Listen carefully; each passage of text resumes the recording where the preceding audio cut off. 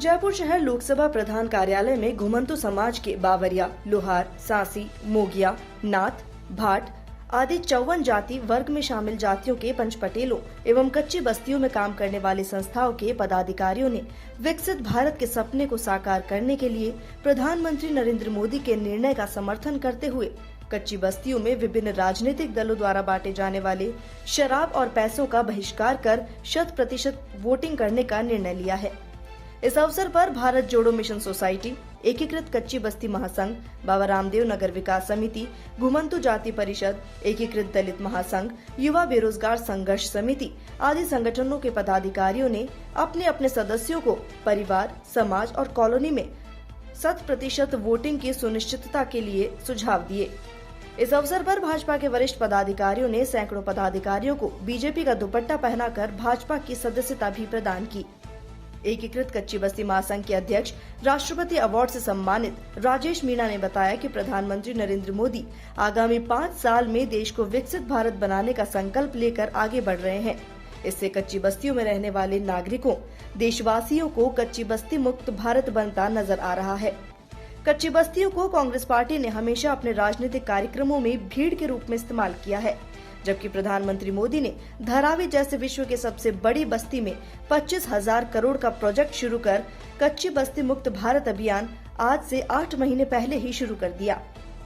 भारत जोड़ो mission society के अध्यक्ष अनीश कुमार ने दावा किया है कि आगामी 5 सालों में कच्ची बस्ती के नागरिकों के सर्वांगीण विकास की दिशा में हर हाल में अध्यादेश लाने के लिए प्रयास किया जाएगा, क्योंकि बिना अध्यादेश के कच्ची बस्ती मुक्त भारत का सपना कारगर नहीं हो सकता और कच्ची बस्ती मुक्त भारत के संकल्प के बिना विकसित भारत का संकल्प भी पूरा नहीं हो सकता। उन्होंने कहा कि अध्यादेश के द्वारा ही कच्ची बस्ती में रहने वाले नागरिकों को जहां वर्तमान में रह रहे हैं वहीं पर पट्टा दिया जाए और कच्ची बस्तियों का सर्वांगीण विकास किया जा सकता है।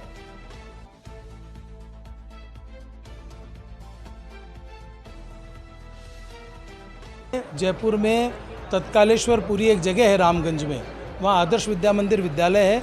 उसमें कोरोना से पहले एक हॉस्टल बनाया, 6-7 बच्चे वहाँ रहने आए। फिर कोरोना में सारे विद्यालय, सारी व्यवस्थाएं बंद हो गई थी। अब वर्तमान में उसमें 36 बालक रह रहे हैं घुमंतु परिवारों के, और बहुत अच्छी व्यवस्था है वहाँ उनके रहने की, भोजन की और पढ़ने की।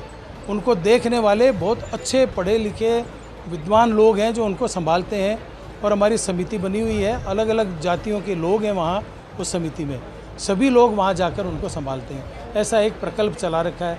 जब नाडार जी ने कहा कि हम घुमंतु जातियों से जुड़े हैं और कुछ लोग हैं हमारे समूह में काम करते हैं, तो मैंने उनसे ये कहा कि सबको आमंत्रित करिए, क्योंकि समूह में जब बात होती है तो कोई ना कोई बात, कठिनाई निकल कर आती है जिसका हमें समाधान करना होता है।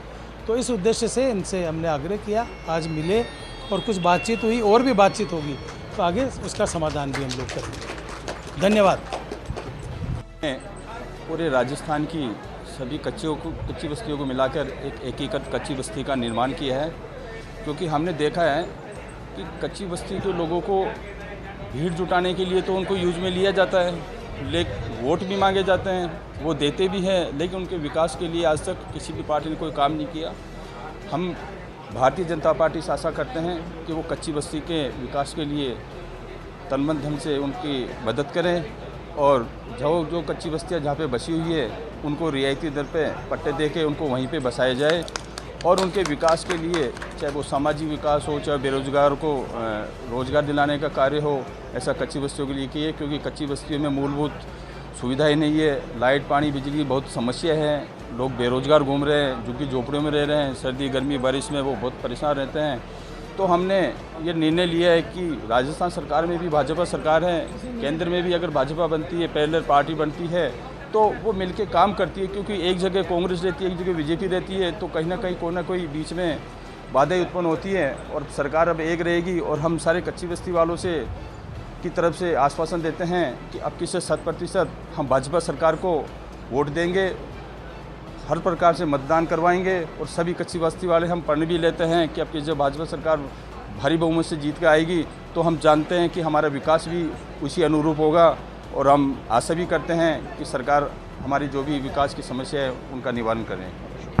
राजेश कुमार मीणा, कच्ची बस्ती विकास समिति उदर की तरीका अध्यक्ष प्रेम जी हो। हमने 40 सालों से संघर्ष करते आए कि हमारे बस्ती को पट्टा मिले, लेकिन आज खुशी की बात ये हुई क्या राजीव जी ने जो एकीकृत महासंघ का गठन किया है, उस गठन के अंदर हम शामिल होकर के जयपुर शहर की कच्ची बस्तियों को सारों को अपने यथास्थान पट्टे दिलवाएंगे। ये हमारी मेहनत होगी और हमारे जयपुर शहर के कच्ची बस्ती के लोगों का उद्धार हम करने के लिए मैदान में उतर पड़ेंगे, समझे ना। यही हमारा आखिरी लक्ष्य है।